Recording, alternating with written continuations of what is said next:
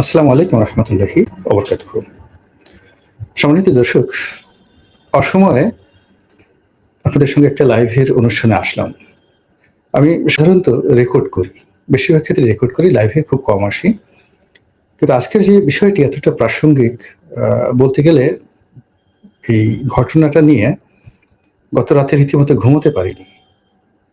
২১শে আগস্টের যে গ্রেনেড হামলা এবং সেই ভয়াবহ গ্রেনেড হামলাতে একেবারে চোখের সামনে যারা মারা গিয়েছে, আমি ওখানে উপস্থিত ছিলাম। এবং পরবর্তীতে যারা আহত হয়েছেন তাদের দুর্ভোগ দুর্দশা এবং দীর্ঘদিন তাদের কাছাকাছি থাকার কারণে সংসদ সদস্য হিসেবে অনেকেই পেয়েছিলাম যারা এই সময়টিতে মারাত্মকভাবে গ্রেনেডের যে স্প্লিন্টার এটি দ্বারা আহত হয়েছিলেন। এরকম বেশ কয়েকজন সংসদ সদস্য আমার সঙ্গে ছিলেন। তো এই যে গ্রেনেড হামলা, সেই গ্রেনেড হামলার রাজনৈতিক প্রেক্ষাপট, তারপরে পেছনের চক্রান্ত, নাটক, এসব কিছু থাকতে পারে। কিন্তু এটি সামাজিকভাবে কতটা বিবর্তন ঘটেছিল, যেমন আইভি রহমান উনি এই গ্রেনেড হামলার পরে নিহত হয়েছিলেন। তো এটি তার পরিবারে, তার সন্তানদের জীবনে, জিল্লুর রহমানের জীবনে কতটা মর্মান্তিক পরিণতি বয়ে নিয়ে এসেছিল, ওটি আমার দেখার সুযোগ হয়েছিল একেবারে কাছের থেকে। এর কারণ হলো 111-এর সময় জনাব জিল্লুর রহমান সাহেবের সঙ্গে আমার খুব একটা সখ্যতা গড়ে ওঠে এবং নিঃসঙ্গ মানুষটি যখন তার বাড়িতে একা একা থাকতেন, ঠিক সেই সময়টাতে আইভি রহমানের সেই সাজানো গুছানো ফ্ল্যাটে তিনি যে আহাজারি করতেন বৃদ্ধ বয়সে, এটি আপনারা না দেখলে বুঝতে পারবেন না। কিংবা এই যে পাপন সাহেব সম্পর্কে আপনাদের অনেক ক্ষোভ, অনেক রাগ, কিন্তু মা হারানোর পরে তার যে বেদনা, ঠিক হুমায়ুন আহমেদের সেই কথার মতো যে পৃথিবীতে অনেক খারাপ মানুষ থাকতে পারে কিন্তু খারাপ বাবা কেউ নেই। তদ্রুপ পৃথিবীতে অনেক সন্তান খারাপ থাকতে পারে কিন্তু মাকে ভালোবাসে না, মাকে শ্রদ্ধা করে না, এমন কাউকে আমি দেখিনি। তো সে যাই হোক না কেন, আমার ওই সময়টিতে ভাগ্য ভালো যে আমি নিজে, যেহেতু তখন শীর্ষ নেতা ছিলাম না, পেছনে ছিলাম, আমি আহত হয়নি। কিন্তু যারা আহত হয়েছিলেন তাদের সবার দুঃখ দুর্দশা কষ্ট এগুলো সব লাঘব করার জন্য আমার যতটুকু সম্ভব চেষ্টা করেছি। একটা ছোট্ট উদাহরণ বলি। ওবায়দুল কাদের সাহেব অবস্থা খুব খারাপ হয়ে গেল। উনি তখন শিকদার মেডিকেলে ভর্তি ছিলেন। মানে এত খারাপ অবস্থা হয়ে গেল যে তাকে আসলে ওই হাসপাতালে রাখার মতো অবস্থা ছিল না। তো এমন সময় সবাই বলেছে যে কোনো ভাবে হোক তাকে এই মুহূর্তে ইমিডিয়েটলি ইন্ডিয়া নিতে হবে। এবং তখন এয়ার অ্যাম্বুলেন্স না, জাস্ট একটা টিকিট। এবং তখন তাদের এই ওবায়দুল কাদেরের অবস্থা এতটা ভালো ছিল না, মানে কিছুই ছিল না। একজন নেতা বা কর্মী হঠাৎ করে একটা টিকিটের ব্যবস্থা করে দিলেন, কিন্তু ভাড়া যাওয়ার যে ভাড়া, হাত খরচা তার কিছুই ছিল না। তো সুজিত রায় নন্দী আমাকে রাতে টেলিফোন করলেন যে দাদা এই বিপদে পড়েছি, এখন উনি যে $200 হাতে করে নিয়ে যাবেন, ওনার কাছে $2 নেই। তো সেই রাতে গিয়ে আমি ওবায়দুল কাদের সাহেবকে সেই শিকদার মেডিকেলে কিছু টাকা দিয়ে আসলাম এবং সেই টাকার ফলে সেই টাকা নিয়ে উনি দিল্লি গেলেন। এই যে আরো একজন লোক, পরবর্তীতে এদের বিরুদ্ধে অনেক দুর্নীতির অভিযোগ আসছে। আব্দুর রহমান সাহেব এই যে মন্ত্রী হয়েছিলেন, সংসদ সদস্য, আওয়ামী লীগের প্রেসিডেন্ট মেম্বার, তিনিও সেখানে শায়িত অবস্থায় ছিলেন। এই জিনিসগুলো বলার দরকার নেই। বলার অর্থ হলো যে প্রতিটি মানুষ ওই সময়টিতে অর্থনৈতিকভাবে বিপর্যস্ত ছিলেন, সামাজিকভাবে বিপর্যস্ত ছিলেন এবং শারীরিকভাবে আহত হয়েছিলেন এবং চিকিৎসা করার মতো অর্থ তাদের ছিল না। যাক, সেই মামলায় রায় হয়েছে এবং আমাদের মহামান্য হাইকোর্ট একটা যুগান্তকারী রায় দিয়েছেন। এর কারণ হলো এমন রায় এই বাংলাদেশে কখনো হয়নি, ইতিপূর্বে কখনো হয়নি। আর দ্বিতীয়ত এটিকে একেবারে যুগান্তকারী একটি যুগকে অন্যদিকে নিয়ে গেছে। দ্বিতীয়ত যে এই ঘটনার ফলে আমাদের বিচার অঙ্গনে যে একটা প্রেসিডেন্স হলো, একটা উদাহরণ তৈরি হলো, এটি এই পুরো বিচার অঙ্গনকে, আইন শৃঙ্খলাকে, রাজনীতিকে অনেক অনেক দূরে নিয়ে যাবে। তো এরকম একটা ঘটনা কেন ঘটলো, কিভাবে ঘটলো, এর পেছনে কি কি রাজনীতি আছে, এই পুরো বিষয় নিয়ে আমি যতটুকু জানি খোলামেলা বলার চেষ্টা করবো ইনশাল্লাহ। আপনারা সবাই যারা আমার সঙ্গে আছেন থাকেন, আমি দেখে আসি মন্তব্যের ঘরে কারা কারা আছেন। সম্মানিত দর্শক, নিচে থেকে সালাম দিয়েছেন। তারপরে সমস্যা দেশের উপস্থিত প্র্যাকটিশনার আবার এই রিওপেন হবে।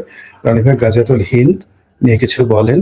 স্যার, এই রায়ের পর বিএনপি এবং তারেক রহমান রাজনৈতিক ভবিষ্যৎ কি আপনার কাছে বিনীত অনুরোধ, আশা করি তারপরে আরেকজন হলো যুগান্তকারী রায়, জয় বাংলা, বিচার বিভাগের মৃত্যু হয়েছে এই রায়ের মাধ্যমে। বিপ্লব যেমন সবাই যাক সবাই এখানে যে আলাপ আলোচনাগুলো করেছেন অলমোস্ট সবাই নেতিবাচক আলোচনা। তো আমি আমার যে অভিজ্ঞতাটা সেই অভিজ্ঞতাটা আপনাদেরকে বলছি। সেই অভিজ্ঞতাটা হলো যে যখন এই ঘটনাটা সংঘটিত হয় তখন সংবাদপত্র জগতের সঙ্গে আমার অনেক আগের থেকে সম্পর্ক ছিল, সাংবাদিক ছিলাম। তো সাংবাদিক থাকার কারণে এই সমাজের অনেক সোর্স স্টিল নাও এখানে বসে খুব সহজে আমি পেতে পারি। মিলিটারি ইন্টেলিজেন্স বলেন, তারপরে এনএসআই বলেন, ডিবি বলেন, এসবি বলেন, এই জিনিসগুলোর বাইরেও সাংবাদিকদের, দেশি বিদেশি গোয়েন্দাদের একটা নেটওয়ার্ক থাকে। তো এই জিনিসগুলো যারা সংবাদপত্রের সঙ্গে জড়িত থাকে, সংবাদপত্রে বিট করে, মোরালে সবাই জানা থাকে। যেহেতু আমার ওই অভিজ্ঞতাটা ছিল, এই কারণে অনেক বিষয়গুলো আমি পরবর্তীতে এবং বর্তমানে জানার আমি সুযোগ পেয়েছি।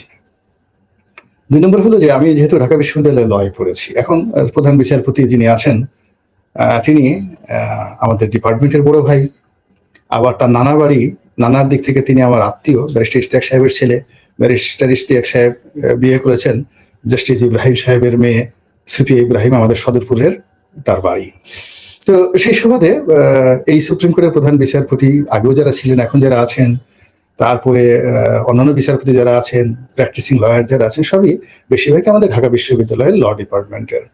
তো সেই সুবাদে নিম্ন আদালতে, উচ্চ আদালতে যা হয় এটারও একটা জানার একটা সুযোগ আমার সবসময় থাকে। এরপরে যেহেতু রাজনীতির সঙ্গে জড়িত আছি, আওয়ামী লীগের রাজনীতিতে ছিলাম, এখন বিএনপিতে আছি, তো বুঝতেই পারেন যে দুটো মেজর দলের সঙ্গে সম্পর্ক এবং একই সঙ্গে পার্লামেন্টে থাকার কারণে বিএনপি, জামাত, জাতীয় পার্টি, এদের যত শীর্ষ নেতা আছেন এক টপ তুলো সবার সঙ্গে ঘরোয়া পরিবেশে অন্তরঙ্গভাবে বসার, বোঝার সুযোগ হয়েছে। এর ফলে রাজনীতির যে শতরঞ্চ, রাজনীতির যে দাবা, এই দাবার যে চাল, এই চালগুলো মোরাললেস কিছুটা আমার ক্ষুদ্র বুদ্ধি, এটা তো মানে যে যার মতো করে বুঝে, কিন্তু আমার যতটুকু ক্ষুদ্র বুদ্ধি আছে সেই বুদ্ধি অনুযায়ী আমি সেটা বোঝার চেষ্টা করেছি।